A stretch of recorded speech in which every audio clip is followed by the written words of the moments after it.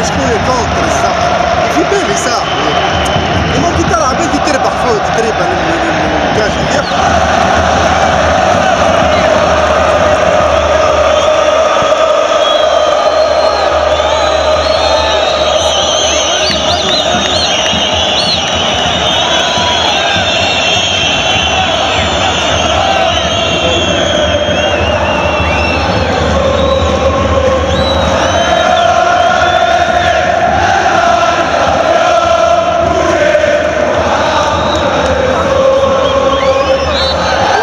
معز ماتش نتاع رجعنا 6 بوان ولا 12 بوان وتخلع يقول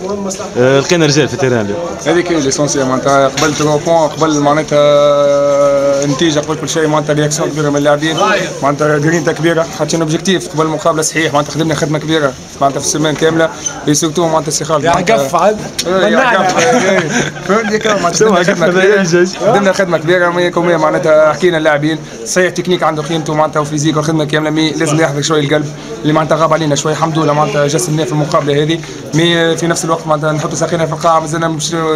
وصلناش الريتم نتاعنا والنسق المقابلات نتاعنا معناتها اللي يستناو فينا معناتها مقابلات كبار ان شاء الله قدرة ربي ترجي خير في المستقبل ان شاء الله. صحيح معز اليوم شفنا اسبيرونس اما شفنا قليب هذول نحبوا نوصلوا للميركاتو تو باقل بوان معناها بوسيبل. والله ليه والله باش نرفورسيو ليكيب. والله عندنا دي جوار دي كاليتي مي مالوغوزمون معناتها النتيجه هي معناتها ترجع كل شيء معناتها بالعكس عندنا دي جوار تكنيكمون